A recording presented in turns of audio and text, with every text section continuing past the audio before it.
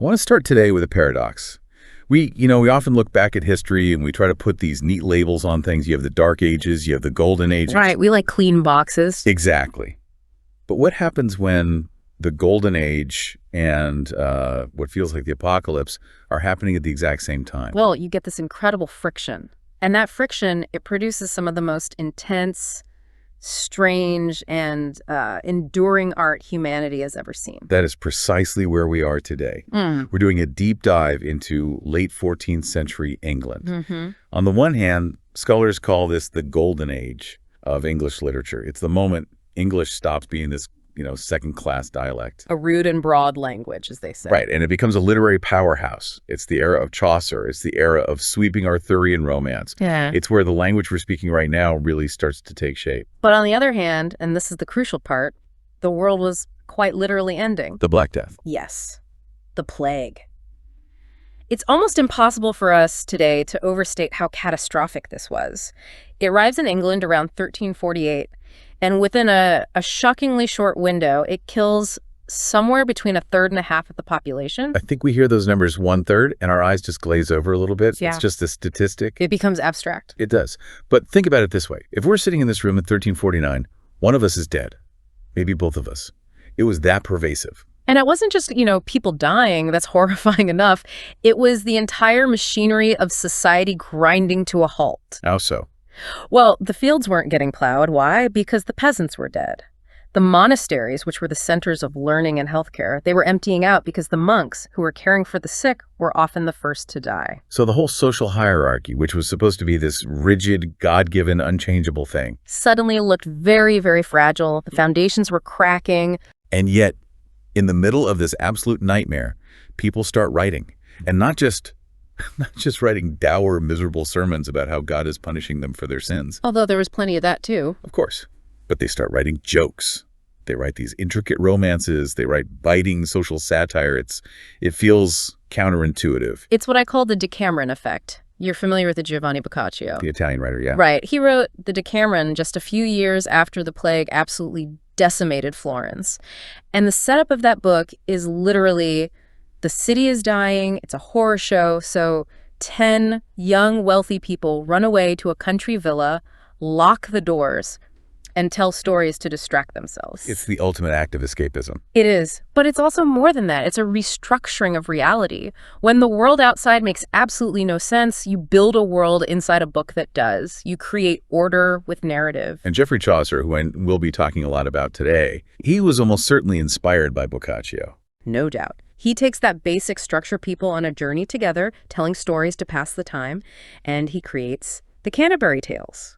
So you could make the argument that the single greatest work of early English literature is a direct byproduct of the greatest biological disaster in human history. It's born from the trauma. So our mission today, then, is to walk through this wreckage and find the treasures.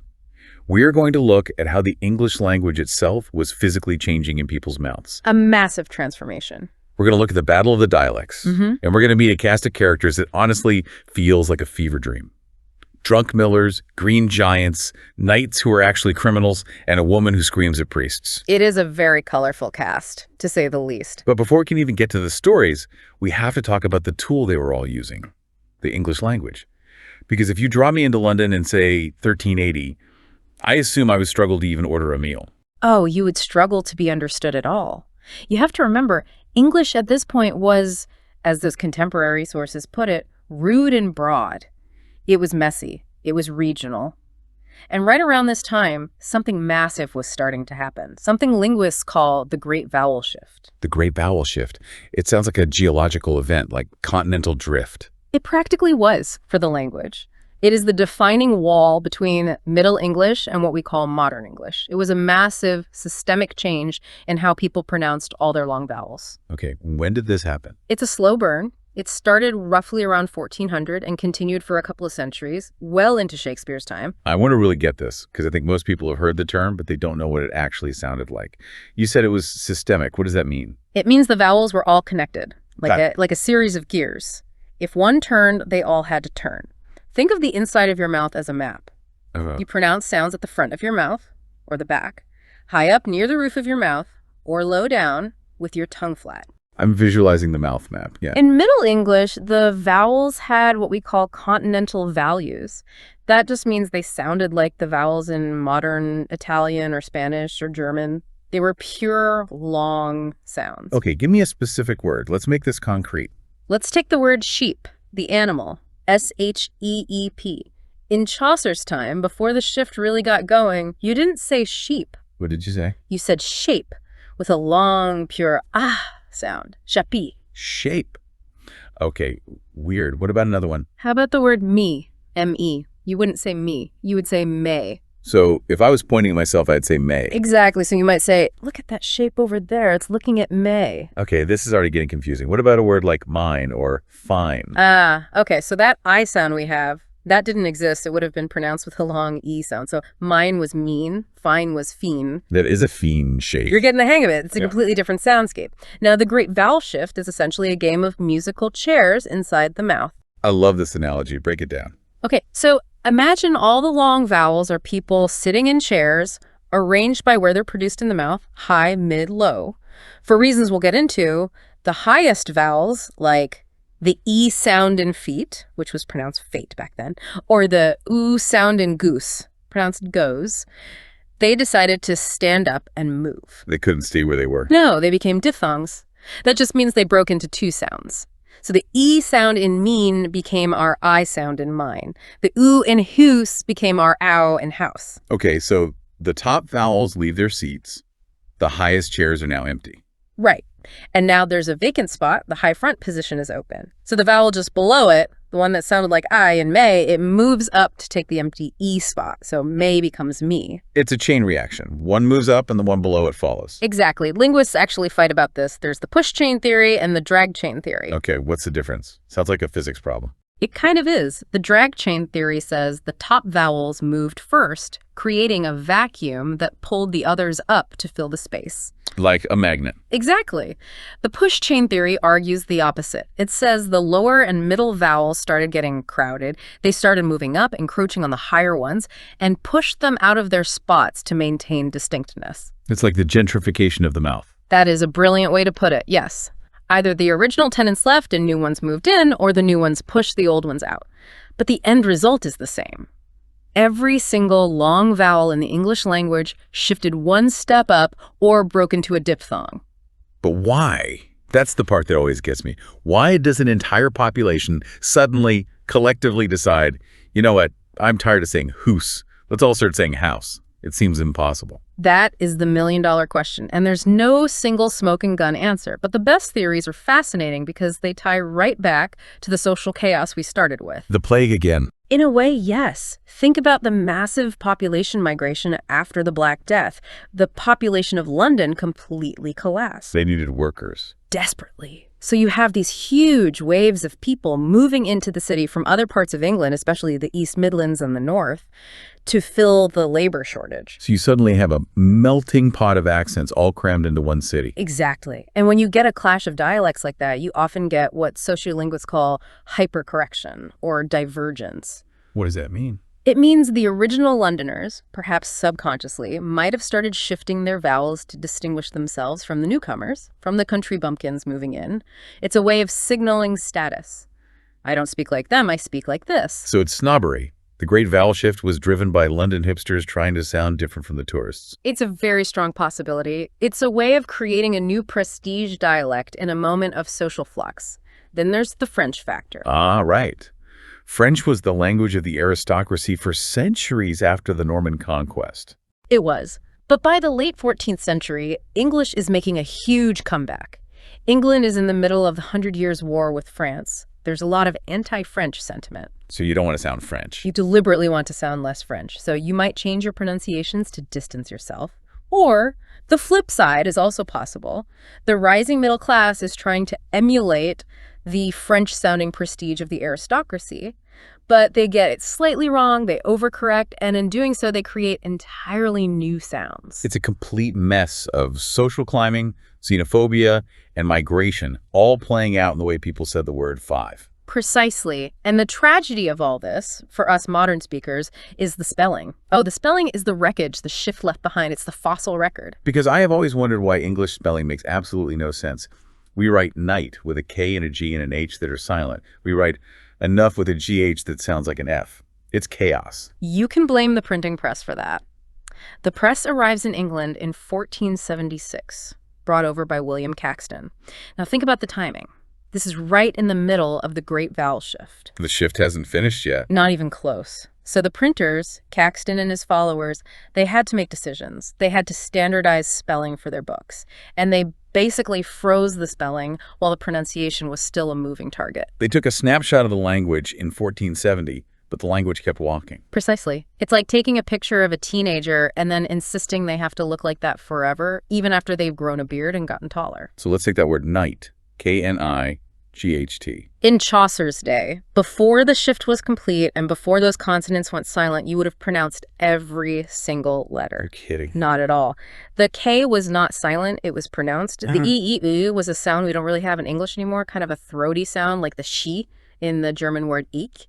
And the E was that pure is sound. So, can you say it? It would have been something like nest. Nist.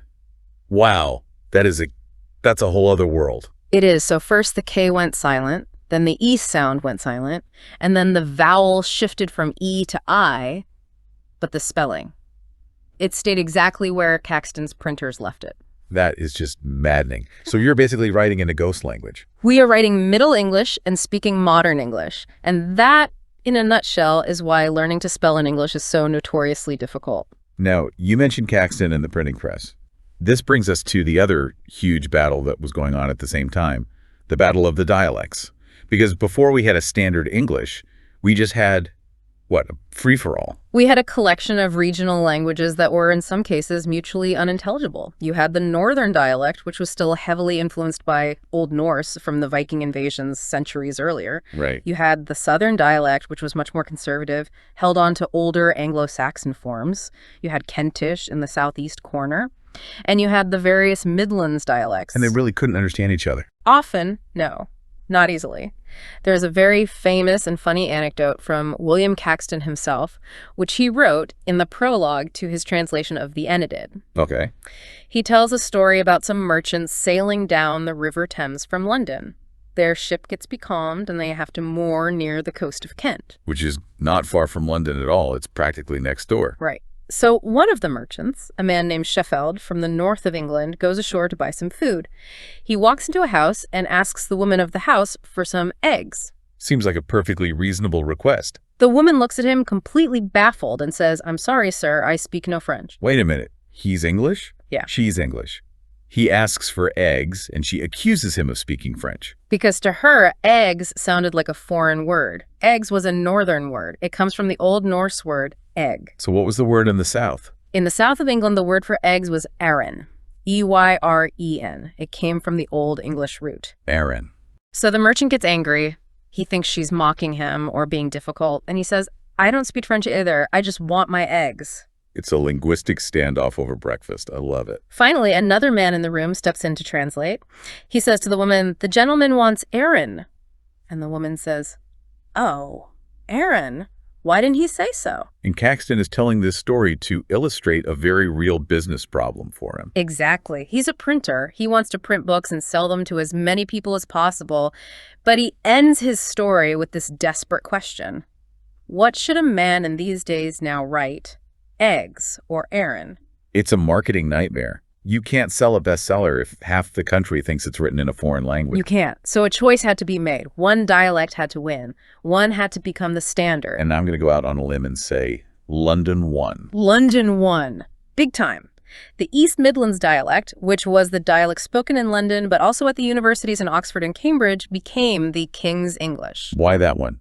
Just because of London's size? Size was part of it, but it was more about power and administration. It was the language of the royal court, the language of the legal system, and crucially, it was the language that Caxton chose for his printing press. Once it was in print, that version started to look like the correct version. And what happened to the other dialects? The poor Eyren speakers? They got marginalized. Over time, they became associated with being uneducated, rural, or backward. You see this prejudice forming right then and there in the literature itself. It's in Chaucer, isn't it? I seem to remember that. It absolutely is. In the prologue to the Parson's Tale and the Canterbury Tales, the person who is a good religious man from the South, he explicitly mocks the poetry of the North. He says he's a Southern man and he can't do that rum-ram rough stuff by letter. Rum-ram rough. He's literally making fun of the sound of their poetry. He's mocking alliterative verse, which was the high-status, ancient poetic form of the North. He's basically saying that barbaric grunting noise isn't real poetry like our nice rhyming stuff down here. There was another writer, John of Trevisa, who was even harsher. I found the quote. He described the speech of the people of York as sharp, piercing, rasping, and unshapely. And do you remember who he blamed it on? On the Scots. He said they were too close to Scotland and heard barbarous noises, which ruined their own speech. It's incredible, isn't it? How language is never just about words. It's about identity, prejudice, and power. London had the king and the money, so London's way of saying eggs became the correct way. If the capital had been in York, we might all be eating Arran on toast today. And we'd be saying Chaucer's dialect sounds unshapely. Okay, so speaking of London and its new dominance, we have to talk about the man who really cemented that London dialect as a world-class literary language, Geoffrey Chaucer. The father of English poetry. We mentioned the Canterbury Tales earlier as this kind of response to the plague, but let's dig into the structure of it. It's framed as a pilgrimage. Yes. A group of about 30 travelers of all different social classes meeting at the Tabard Inn in Southwark, just outside London, to go on a pilgrimage to the shrine of St. Thomas Becket in Canterbury. Why a pilgrimage? Was Chaucer just a particularly religious man? Not necessarily in the way we might think. The absolute genius of choosing a pilgrimage as the frame is that it's a liminal space. Liminal. That's a word you hear a lot. Unpack it for us in this context. Sure. So limen is Latin for threshold. A liminal space is a place of transition. It's an in-between place.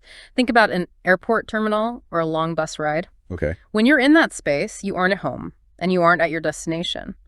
The normal rules of your identity are kind of suspended. You might strike up a conversation with a complete stranger you would never, ever talk to on your home street.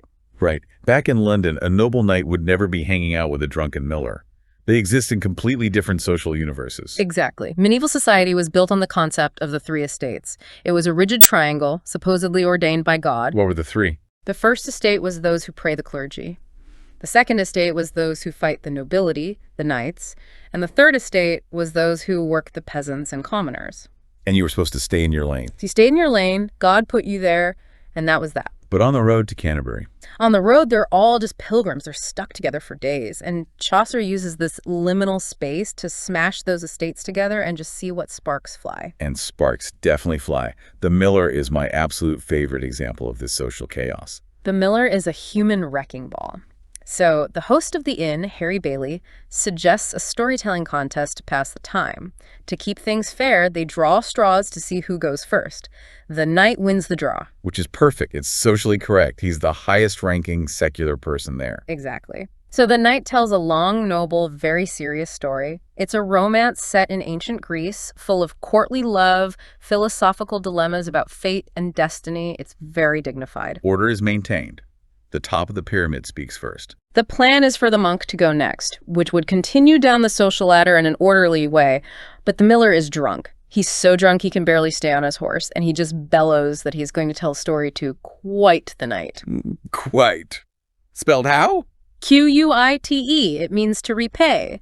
Or in this context, to answer back, to get even with. He wants to clap back at the knight. He wants to one-up him. He basically says, okay, Mr. Fancy Pants, you've had your turn, now it's my turn.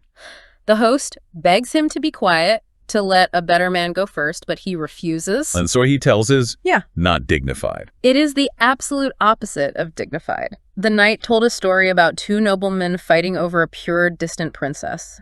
The miller tells a story about a clever student who tricks a dumb carpenter into thinking Noah's flood is coming again so that he can sleep with the carpenter's young wife. It's bawdy. It's filthy. It involves people sticking their bare bottoms out of windows in the dark, misplaced kisses, a branding with a red-hot poker, and fart jokes. But here's the brilliant part. It's a direct parody of the Knight's Tale. It takes all the Knight's high-minded themes and drags them down into the mud. So the miller's making a statement. He's saying, You think your noble, high-minded version of the world is the only truth? Well, here's my version. It's messy, it's bodily, and it's just as real. And Chaucer lets him do it. That's the key. Chaucer, the author, doesn't shut him down or portray him as just a buffoon. He writes the Miller story with just as much skill and intricate rhyming as the knights. He gives the rude commoners a powerful voice. We also see this class difference in the vocabulary the characters use, right? I found this fascinating. The upper-class characters are always using words like pity. Pity, yes. P-I-T-E. But it doesn't just mean what we mean by pity, like feeling bad for someone. No, not at all. In the chivalric courtly context, pity is a high spiritual virtue. It's about having mercy and grace and a kind of noble compassion. It's a very abstract concept. But then you have the lower-class characters, like the Miller. They don't use pity, they use words like wench. Right, wench for a girl or a woman. Yep. And swive. And swive, which is basically the Middle English F word. It is. So Chaucer is signaling who these people are, not just by the stories they tell, but by the very texture of the words they choose. He's recording the social stratification of the English language on the page. It is such a tragedy, though, that the whole book is unfinished. It's heartbreaking, really. The plan, as the host lays it out, was for each of the 30 pilgrims to tell 4 stories each, 2 on the way to Canterbury, 2 on the way back. It's 120 stories. It would have been an epic on a scale we can barely imagine. But we only have 24 completed tales. That is a massive failure rate. Now imagine if a Netflix show promised 120 episodes and then just stopped after season 1. Chaucer died in 1400. He seems to have just run out of time. And he left behind a mess of papers, different fragments. We actually know the name of his scribe, a man named Adam Pinkhurst. Poor Adam. Can't imagine trying to sort through Chaucer's drafts. Chaucer actually wrote a very funny short poem addressed to him. It's called Chaucer's Words unto Adam, his own scriven. He basically yells at Adam for making so many typos. What does he say? He says something like, "So often I have to renew your work and scrape and rub the parchment clean again, all because of your negligence and haste." It's the medieval equivalent of an angry all-caps email to your assistant. Adam, for the love of God, please use spell check. Exactly. But because Adam and other scribes had to piece these loose papers together after Chaucer's death, we have this big scholarly debate about the correct order of the tales. Oh, right, the different manuscripts. Yes, the 2 most famous ones, the Ellesmere and the Hengwrt manuscripts, they put the tales in different sequences. So we don't actually know for sure if the Miller was supposed to interrupt the night or if a scribe just thought, hey, this fragment seems to fit well here. I like to think Chaucer intended the chaos. It fits the whole theme of social disruption. I tend to agree with you. Now, while Chaucer was in London, writing in his very sophisticated French-influenced rhyming couplets and making fun of his scribe, something completely different was happening up in the north. The alliterative revival. This brings us to my personal favorite from the era, Sir Gawain and the Green Knight. This is a text that feels like it comes from a different planet than Chaucer. It's written in a dialect from the Northwest Midlands, probably Cheshire or Staffordshire.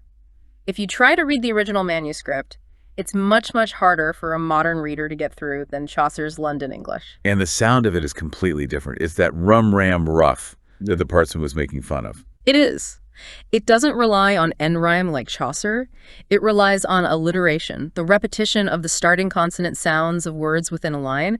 It gives it this driving, percussive, almost hypnotic beat. It feels older. It feels heavier, like heavy metal versus Chaucer's pop music. That's a great way to describe it. It connects back to the oral traditions of Beowulf and Old English poetry. It feels ancient and grounded in the landscape. But the story itself is surprisingly modern and psychological. I think people hear Arthurian Knight, and they expect a simple story of a guy fighting a dragon. But this is so much weirder. It's much, much weirder. And darker. It starts at a New Year's party at King Arthur's court in Camelot. Everyone is feasting. It's very festive.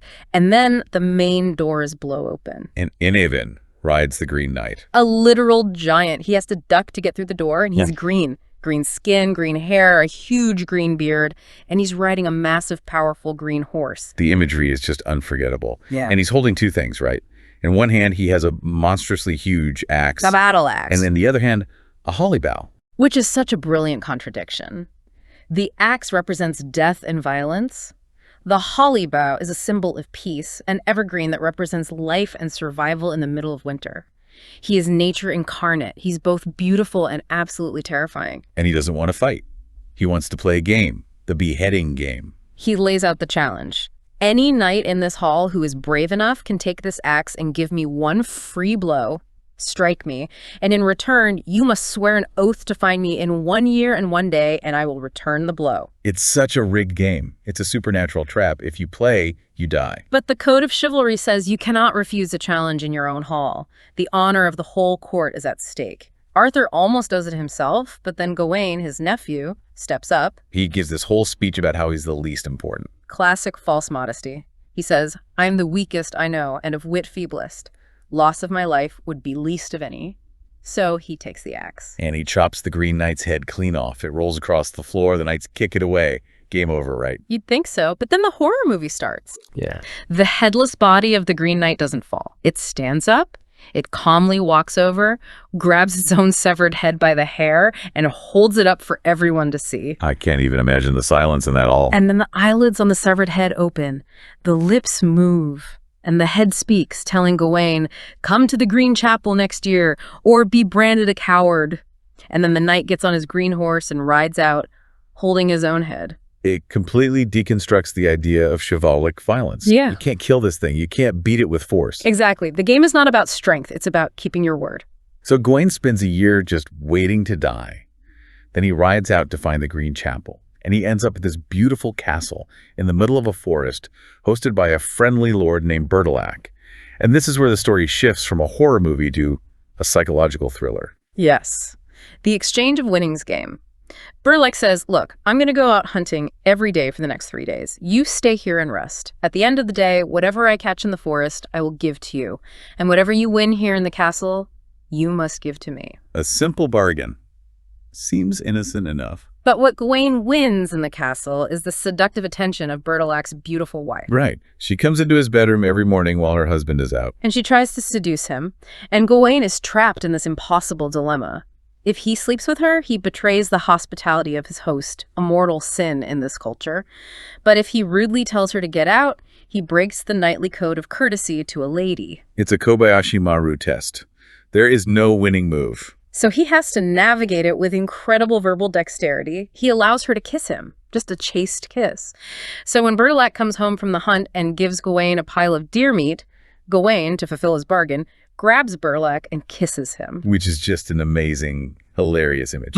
Here is your kiss, my lord. That's what I won today. But on the third day, the stakes get much higher. The lady offers him a gift, a green silk girdle, a belt. And she tells him it's enchanted. Whoever wears this green lace cannot be killed by any means on earth. And Gawain, who knows he has an appointment with a giant axe the very next morning, he takes it. He takes it. And crucially, when Bertilac comes home that night, Gawain does not give him the girdle. He hides it. He cheats. He chooses survival over absolute truth. He fails the test because he's afraid to die. There's a really interesting angle on this text that I think gets overlooked a lot, the post-colonial reading of it. Because where does this all take place? It takes place on the borderlands. The poem is very specific. It's set in the wilderness of Wirral, on the border between England and Wales. This region was known as the Welsh Marches. And this was not a peaceful place. Not at all. It was a heavily militarized zone. The English kings had been trying to conquer Wales for centuries. It was a place of constant guerrilla warfare, deep-seated tensions, and also a lot of cultural mixing. And the Green Knight. Yeah. He's not just a random monster. He can be read as a Celtic figure, right? Exactly. In Celtic mythology, the otherworld is this parallel reality of magic and danger, often associated with nature. The Green Knight, with his wildness and his supernatural power, represents the unconquered magical energy of Wales and the Celtic fringe, literally invading the civilized, French-speaking court of London Camelot. So when Gawain leaves the safety of the court and rides into the wilderness, he is entering hostile territory, both physically and culturally. He absolutely is. And notice how Arthur's court, the English establishment, is portrayed. They're described as being very young, almost like children, boy-like. They're a bit silly. The Green Knight, on the other hand, is ancient, powerful, and in control. It's a text that seems to question the superiority of the English conquest. It suggests that the wild has a power that civilization can't just chop the head off of. That adds so much more depth to it. It's not just a fairy tale about honor. It's about political anxiety on a violent border. Exactly. It's deeply rooted in its specific time and place. Okay, we have to move from the magical, misty borderlands to the gritty, angry streets of the city. We talked about Chaucer's satire, but there was another major voice at the exact same time, a much angrier, more prophetic voice, William Langland. The author of Piers Plowman. This book is fascinating to me because if Gawain is heavy metal and Chaucer's pop, this feels like the punk rock version of 14th century literature. But that's a very fair comparison. If Chaucer is a smooth, urbane observer who kind of winks at corruption, Langland is the guy standing on a soapbox screaming that the world needs to repent. Piers Plowman is structured as a dream vision, which was a common medieval genre. Yes. The narrator, a man named Will, wanders in the Malvern Hills, falls asleep by a stream, and has a series of intense, surreal, allegorical visions. He sees a tower on a hill which represents heaven, a deep dungeon which is hell, and in between them a fair field full of folk. The world, us. All of humanity. And he's on a quest. He's searching for how to live a true Christian life, how to find truth. And his guide to truth isn't a pope or a king or a learned scholar. It's a plowman, a regular farmhand named Piers. That is an unbelievably radical choice for 1380. Why? Because Langland is completely flipping the social hierarchy on its head. He is saying that the honest laborer, the man who works the land and lives simply, is closer to God and understands truth better than the corrupt bishop or the greedy nobleman. He attacks the three estates with a savagery that Chaucer never touches. He calls out the friars who sell forgiveness for money. He calls out the lawyers who won't open their mouths unless you pay them. And this wasn't just, literary venting. This book had real-world, dangerous consequences. Massive consequences. In 1381, just a few years after Langland was writing, the Peasants' Revolt broke out. This was a violent, massive uprising where thousands of peasants marched on London, burned down palaces, and dragged the Archbishop of Canterbury out of the Tower of London and beheaded him in the street. This was serious, deadly violence. Absolutely. And the leaders of that revolt, men like the radical priest John Ball, were using Langland's characters and ideas in their speeches and coded letters. They referenced Piers the Plowman and other figures from the poem as symbols of their cause. That's incredible. Can you imagine if modern-day rioters were quoting a specific novel while storming a government building? It shows that literature wasn't just something for the elites in their libraries. These ideas were percolating down into the general population. Langland gave the poor a vocabulary to articulate their anger. He gave them a hero who looked and sounded like them. But Langland wasn't just a political firebrand. He was also funny, but in a very specific, earthy way. You're talking about the gluttony scene? I am absolutely talking about the gluttony scene. So in one part of the poem, the 7 deadly sins make their confessions. Gluttony, the character, intends to go to church to confess his sins, but on the way, the hostess of a local tavern yells out to him, "Hey, I've got good ale in the pot." And he folds immediately. Immediately. He goes into the bar with a bunch of other disreputable characters. He ends up drinking a gallon of ale in one go. And Langland describes the physical consequences in graphic, loving detail. Pretty gross. He describes him pissing. He describes him farting so loud it sounds like a trumpet, and then he describes him vomiting into the lap of the man next to him, a puddle so big his dog could paddle in it. It's basically a scene from a modern gross-out comedy. It is, and for a long, long time, Victorian and early 20th century translators would just censor this part. They would cut the lines or translate them with vague language because they thought, oh, medieval literature is holy and serious and chivalric. But Langland shows us that medieval people loved earthy, bodily, gross-out humor. There's another little detail in the Confession of Sloth that caught my eye. Sloth, the lazy priest, admits he doesn't know his prayers very well, but he says he knows rhymes of Robin Hood. That is a hugely important moment for literary history. It is the very first literary mention of the character of Robin Hood anywhere in English. And it's framed as a bad thing, a find of his laziness. Right. Sloth is essentially saying, I can't be bothered to remember the Lord's Prayer, but I can recite every verse of those trashy, popular outlaw ballads. It tells us two things. That Robin Hood was already a major pop culture phenomenon by the 1370s, and that it was considered lowbrow, disposable entertainment. I love that. The great English folk hero, Robin Hood, started out as a guilty pleasure. Exactly. We have heard from a lot of male voices so far. Chaucer, the anonymous Gawain poet, Langland. But we cannot talk about this era without talking about Margery Kempe. Margery Kempe is in a category all her own. She wrote, or rather dictated, what is considered the very first autobiography in the English language. And she was not what you would expect for a medieval holy woman. She wasn't a quiet nun living in silent contemplation. Far from it. She was a middle-class businesswoman from the town of King's Lynn. She owned a brewery, which failed. She owned a horse mill, which also failed. She was married to a man named John Kempe and had 14 children. 14 children. I mean, that is a whole life in and of itself. After the birth of her first child, she suffered what sounds to a modern reader very much like a severe case of postpartum psychosis. She described seeing devils all around her. She bit herself. She had to be physically restrained. And then what happened? She had a vision of Jesus Christ sitting on her bedside, speaking gently to her. And in that moment, she recovered her senses. And she decided to pivot her entire life. She decided to become a professional mystic, essentially. That's a good way to put it. She negotiated a deal with her husband for a chaste marriage. They would stop having sex, but only after he made her pay off all his debts first. She started wearing all white clothes to symbolize her purity.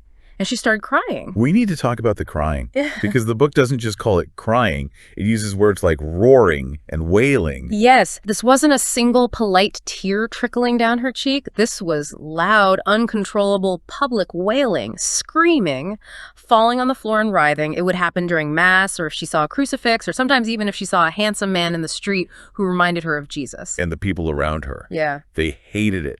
They could not stand her. Imagine you're trying to listen to a sermon, and the woman in the pew next to you is screaming at the top of her lungs.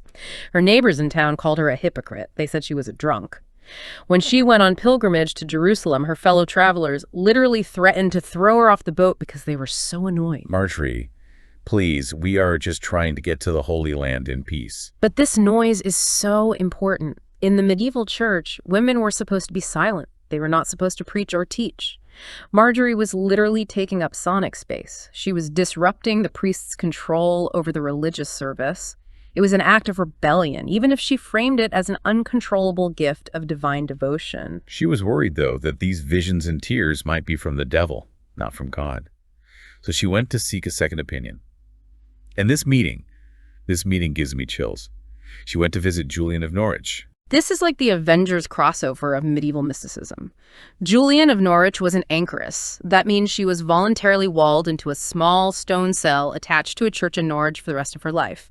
She was a brilliant theologian who wrote Revelations of Divine Love, which is this beautiful, sophisticated, theologically complex text. So you have Marjorie, the loud, messy, chaotic, traveling mother of 14. And you have Julian, the quiet, solitary, intellectual anchoress. And Marjorie went to Julian's cell, and they sat and talked for days. And Julian listened to her story. She didn't dismiss her or tell her she was crazy. She told Marjorie that her tears were a genuine gift from the Holy Spirit and that she should trust them. She validated her experience. It's such a powerful, tender moment of female solidarity in a world that was incredibly hostile to women's public voices. It is. And the absolute miracle is that we have Marjorie's book at all. This is the amazing 1934 connection. Yes. For centuries, the Book of Marjorie Kempe was considered completely lost. We knew it had existed because a printer in the 16th century had published a few short excerpts of her prayers, but the full autobiography was gone. Then, in 1934, a man named Colonel William Butler Bowden was in his family home in Derbyshire looking for a ping-pong ball in a cupboard under the stairs. A ping-pong ball. You can't make this stuff up. And in the back of the cupboard, he found a pile of old manuscripts, and one of them was her book, the only surviving copy of the first autobiography in English. It had been sitting in a family's cupboard, unread, for 400 years. And that discovery changed everything. Before 1934, our model for a medieval holy woman was someone like Julian, quiet, contemplative, polite. Marjorie showed us they could also be loud and messy and difficult and controversial. It restored the lost complexity of medieval women's lives. Now, unbelievably, 1934 wasn't just the year of Marjorie. It was also the year we rediscovered the true voice of King Arthur. The Winchester manuscript discovery. Let's talk about Sir Thomas Malory, the author of Le Morte d'Arthur, The Death of Arthur. The man who took all the sprawling French and English Arthurian legends and compiled them into the definitive epic story that we know today. The Sword in the Stone, the Knights of the Round Table, the quest for the Holy Grail, the love affair of Lancelot and Guinevere, the final tragic battle. But who was he? Because I always pictured a wise old monk or a sage in a library painstakingly putting this together. The reality is much, much grittier. Sir Thomas Malory was, as he describes himself in the book, a night prisoner, and he was a rogue. A rogue is putting it very lightly. He was a member of Parliament, yes, but he was also a professional criminal. He was indicted for stealing cattle, for extortion, for robbing an abbey, for ambushing and attempting to murder the Duke of Buckingham. He was a gang leader, essentially, who terrorized Warwickshire during the Wars of the Roses. So the man who wrote the ultimate book on chivalry and honor was a thug, a violent criminal. He seems to have spent the last 20 years of his life in and out of prison, likely in Newgate Prison or the Tower of London, and that's almost certainly where he wrote this massive book. Is it an act of atonement? Or just a way to pass the time when you're locked in a cell? It's hard to say. Maybe it was pure fantasy. He was sitting in a dark, stinking cell in the middle of a brutal civil war, writing about the lost golden age of Camelot, a world where right supposedly made might. Maybe he was dreaming of a world that was better and more orderly than the violent one he actually lived in. So he writes this massive book, 21 books, over 500 chapters, and it gets published by our old friend William Caxton in 1485. And for centuries, the printed Caxton edition was the only version of Malory we had. But scholars always suspected that Caxton, who was a notorious editor, had fixed things. He liked to smooth out prose he thought was rough. Enter the warden of Winchester College. It is 1934 again.